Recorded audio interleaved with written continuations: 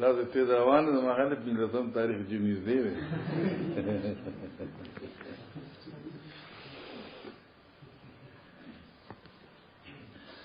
بسم الله الرحمن الرحیم باب تقضي الحائض المناسك كلها یا كلها الا الطواف بالبيت. بس مقصد او ترجمه اوله دا چې ادا کوي به حایضه مناسک د حج ټول سوا د بیت الله شریف نه، ځکه چې هغه طواف د بیت الله په مسجد کې ادا کیږي. دا تقضی په معنا د تؤدی سره دی، ځکه چې قضا او ادا چې دا په معنا د یو بل راضی، لکه قضا به معنی ادا او ادا به معنی قضا، او دا مستقل بحث ته ان شاء الله په نور الانوار د مولا جیون په کتاب کې بتاو ست په وخت د تدریس راشي.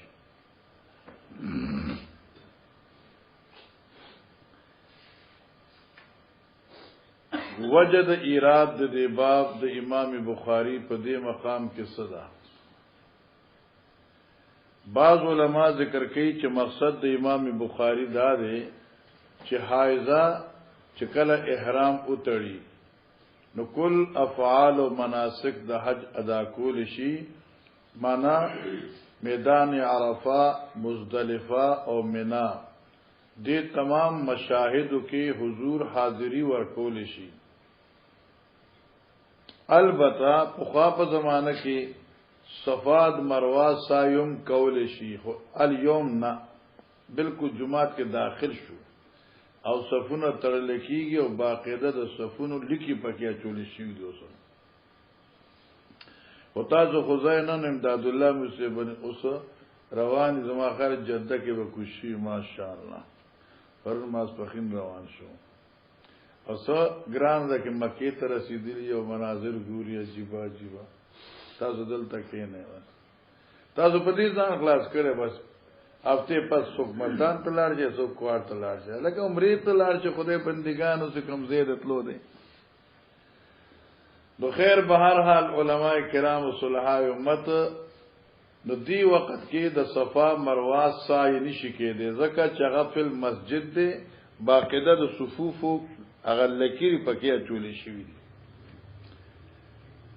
نو هر یو عمل کول شي سوا د طواف بالبیت نه بس. لیکن په دې باندې د محدثینو لوی باس دی چې دا هو کتاب الحج کتاب المناسک نه دی. دیزه کې دا خبره کول چې امام بخاری دا وایي چې حایضه افعال حج دا کول شي بلا بغیر طواف نه، دا خبره به محله ده او دا داسې به محله ده لکه یو سړی چې د جمعرات نه مخکې بت پر د کوته لاړ شي، ځکه چې دا خبره خو د کتاب الحج ده. دا خیال نه چوټي خو پرز د جمعرات وی مخکې نه. بیا باقی محدثین په دې کې دا توجیه ذکر کړي چې مقصد د امام بخاری دې ځکه طواف یا د مناسک حج سره د استثناء د طواف نه دی. اصل امام بخاری خپل یو مستقل مسلک ثابتوي چې حایضه په شان د پاکه خزیده پسکی په ذکر کې، په اذکارو کې، په تلاوت د قران کې، سوا د دینه چې صوم او صلات او قربان او طواف د بیت الله دا څه چند امور دي چې په وخت د حیض نشي کولای، باقی امور چې د حایضه کول شي. نو مقصد د امام بخاری جواز القراءه للحائض دی، مناسک سره تعلق نشته. او په دې باندې امام بخاری رحمه الله تقریبا سو اقوال چې کوم دې به ذکر کړي. صدا تابعین او حضرات او صدا صحابه کرام حضرات او صبح دې استدلال د آیاتونه کوي. خو مقصد دا شو چې حایضه او جنوب دا دواړه رو خور قرات ته قران عظیم کولش بس. اوس بدیږي کې اول مسالک د ائمه حضراتو هغه تاسو ترمذی کې اوریدي دي او دلته بیا مکرر براشي. امام ابو حنیفه، امام شافعی، امام احمد ابن حنبل رحمهم الله دا درې واړه ائمه حضرات فرمایي چې حائضه قران عظیم تلاوت نشي کوله او دارنګي جنوب تلاوت د قران عظیم نشي کوله. دی حضراتو د پاره د قران عظیم د تلاوت جواز نشته. ها احناف وی چې ما دون الآیت کې چره وای نو ویل شي. او ځکه یو قاعده یاد کا دا ائمه ثلاثه مطلقاً قائل ندی لپاره د حائض او د جنوب تلاوت د قران عظیم په نیت د تلاوت سره په نیت د قرائت سره. البته کہ یو حائض او جنوب تلاوت د قران عظیم بنیت تبرک یا بنیت د دعا یا بنیت د تشکر یا بنیت د استرجاع وی نو یجوز. اعلان وشو چې ان فلان قد مات او دغه وخت خذو چې انا لله و انا الیه راجعون دا جائز دی. او د دې وجنه چې دی وخت دا قرات چې دا انا لله دا تلاوت پنیت تلاوت یا پنیت قرات نه دی بنیت استر جاده لکه ډوډۍ وخوړه او مزیدار خوشاله شو الحمدلله رب العالمین پنیت یا لکه دعا وی ربنا آتنا فی الدنیا حسنه وفي الاخره حسنه وقنا عذاب النار. اوس پنیت دعا وینو وای خبر باندې پوښوي پنیت دعا عند الکل پنیت تحمید پنیت استرجاع پنیت تبرک ویل شي خو پنیت تلاوت او د قرات نشي ویل. آل ظواهر داود ظاهری اسحاق ابن راوی امام بخاری رحمه الله دی قائل دی په جواز د قراءت د قران عظیم ولو کان بنیت التلاوه والقراءه الحائض والجنوب. دا دوی مسلک دی. امام مالک رحمه الله نے دو روایت نقل دی. یو روایت دا دی چې عدم جواز مطلقاً کما هو مسلک ائمه الثلاثه او دریم قول چې کوم دی نو هغه تفصیل دی. واغه دا چې حائضه تلاوت کول شي او جرم نشي کولای او دغه وجه دا چې دا جنابت او نجاست اختیاري دي.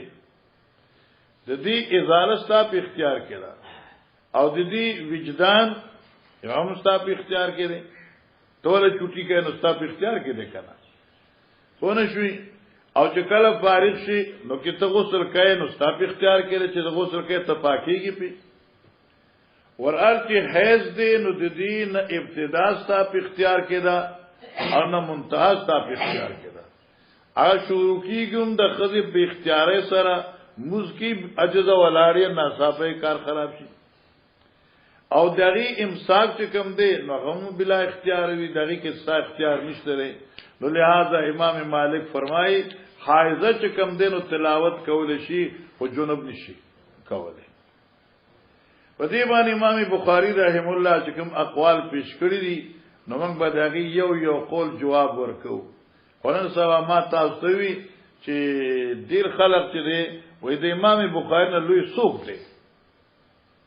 نو څنګه خو ان شاء الله چې امام بخاری نه لوی د امام ابو حنیفه ده کنه ځکه دې دغه د شاګردانو شاګرد دی.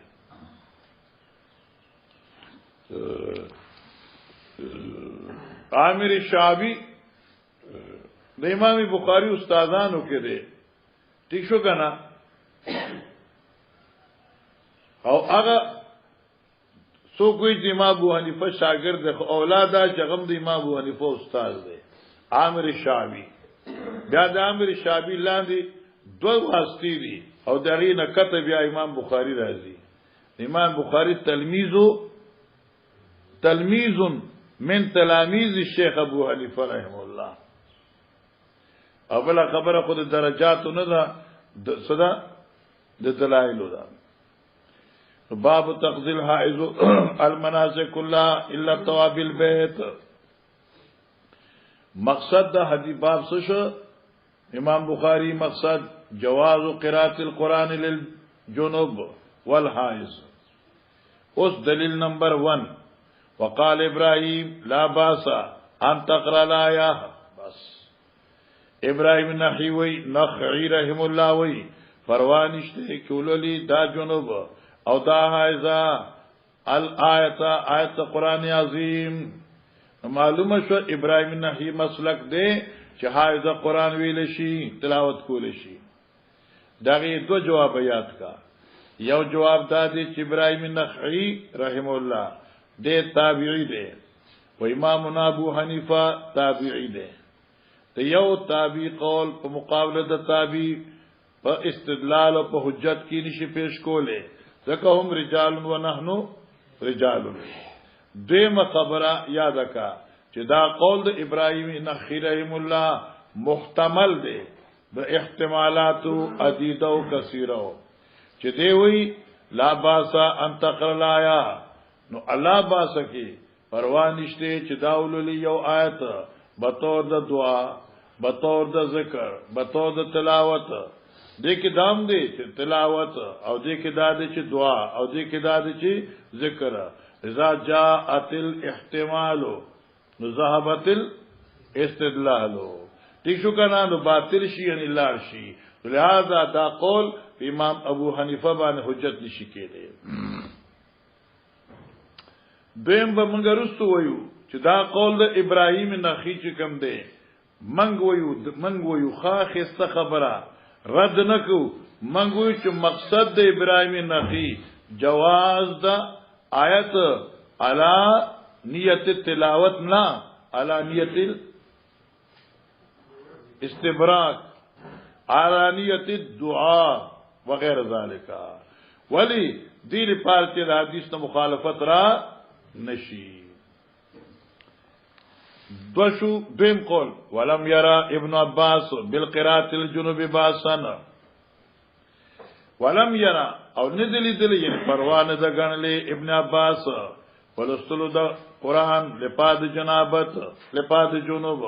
ولم يرى باسا تیشو کنا او باکنه ده گنلی ابن عباس ولستلو ده قرآن لپاد جنابت لپاد جنوب.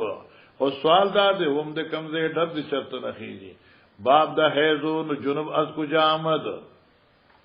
تیشوا دغه متعلق جواب کوي علما چې امام بخاری دا قول د ابن عباس پیش کړی دی او وی چې لا باسا ولم ير ابن عباس بالقراءه للجنوب. دلته دا قول امام بخاری پیش کړی دی استدلال و جواز د قراءت للحائض قياسا على الجنوب لأن الحائض والجنوب أخوين يعني مثلين.